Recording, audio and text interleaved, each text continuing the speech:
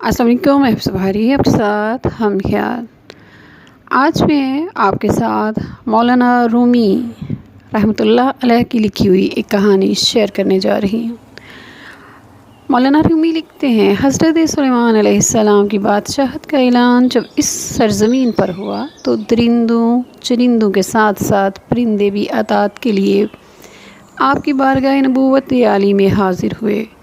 انہوں نے حضرت سلیمان علیہ السلام کو اپنا زبان دان پایا اور محرم راز جانا تو دل و جان سے آپ علیہ السلام پر فدا ہو گئے۔ اپنی چونچو ترک کی اور پیغمبر خدا علیہ السلام کی صحبت اختیار کی۔ چند ہی دنوں کے اندر سب پرندے بنی آدم سے زیادہ فصیح و بلیغ زبان میں باتیں کرنے لگے۔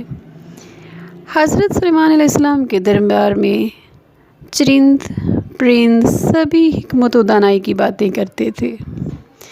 یہ اصل میں اپنی خلقت کا اظہار تھا کہ اللہ تعالیٰ نے ہمیں کون کون سی خوبی عطا کی ہے۔ اس میں غرور یا شیخی کوئی عمل دخل نہ تھا۔ ان باتوں کا مقصد بھی یہ تھا کہ پیغمبر خدا علیہ السلام کو خدا کی تعلیم و ہدایت کی تبلیغ کرنے میں کچھ مددگار ثابت ہو سکے۔ مولانا رومی لکھتے ہیں، ایک دن دربار لگا ہوا تھا اور معمول کے مطابق حاضرین دربار میں اپنی اپنی بولیاں بول رہے تھے۔ علم و حکمت، تجربے اور دانائی کی نہریں جاری تھیں۔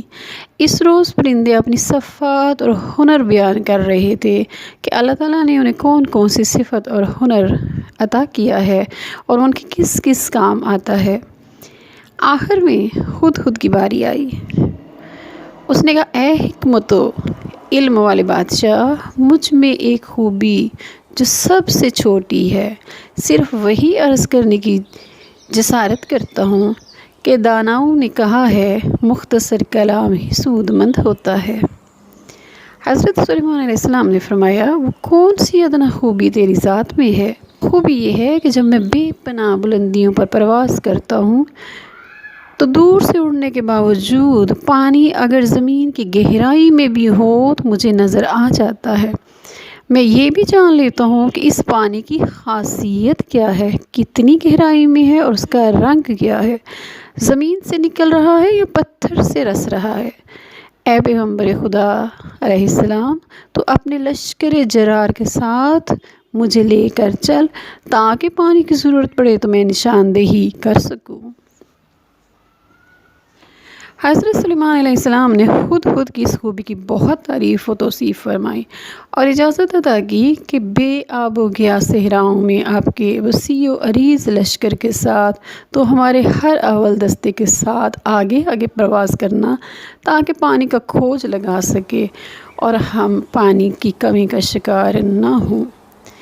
ادھر پوری عادات والے کوے نے جب یہ سنا کہ ہدہد کو ہر اول دستے میں شریک رہنے کا اعزاز حضرت سلیمان علیہ السلام کی جانب سے عطا ہوا ہے تو مارے رشک و حسد سے سیاہ پڑ گیا، انگاروں پر لوٹنے لگا۔ فوراً پیغمبر خدا کے سامنے آ کر کہا، اس ہدہد نے آپ علیہ السلام کے حضور سخت گستاخی کی ہے اور قطعی جھوٹا دعویٰ کیا ہے۔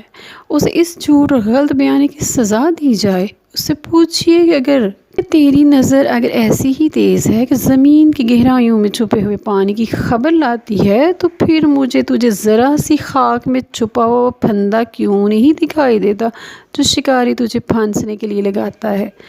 ایسا ہی ہنر رکھتا ہے تو جال میں گرفتار کیوں ہوتا ہے؟ آسمان کی بے پناہ بلندیوں سے وہ جال کیوں نہیں دیکھ لیتا؟ کوے کی یہ بات سن کر حضرت سلیمان علیہ السلام نے ہدہد سے کہا، اے ہدہد، کوے نے جو بات کہی وہ تو نے سنی، اب اس کا جواب تیرے ذمے ہے۔ اپنے دعوے کی صداقت کا ثبوت پیش کر ورنہ سزا کے لیے تیار ہو جا۔ ہدہد نے بے خوف ہو کر عرض کیا، اے بادشاہ، بدتنیت دشمن نے حسد سے جل بن کر میرے خلاف جو بات کی اس پر دھیان نہ دیجیے۔ اگر میرا دعویٰ صحیح نہ ہو تو یہ گردن حاضر ہے۔ اب رہا یہ سوال کہ مجھے 2 مٹھی بھر خاک میں چھپا ہوا پھندا کیوں نظر نہیں آتا تو اس بارے میں کیا عرض کروں؟ اگر اللہ تعالیٰ کی حکمت مرضی میری عقل کی روشنی نہ بجھائے تو میں یقیناً پرواز کے دوران وہ حقیر پھندا بھی دیکھ لوں، لیکن جب فرمان قضا و قدر جاری ہو اور میرے موت کا وقت آ جائے تو نگاہ کی خوبی کیا کرے، ایسے موقع پر عقل کام نہیں کرتی، چاند سیاہ ہو جاتا ہے اور سورج گہن میں آ جاتا ہے، میری عقل اور بصارت میں طاقت کہاں کہ فرمان خداوندی کا مقابلہ کر سکوں۔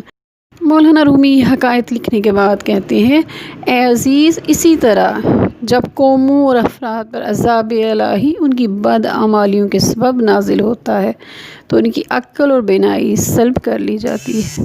وَمَا عَلَيْنَا إِلَّا الْبَلَاغُ الْمُبِينُ۔ والسلام علیکم ورحمۃ اللہ وبرکاتہ۔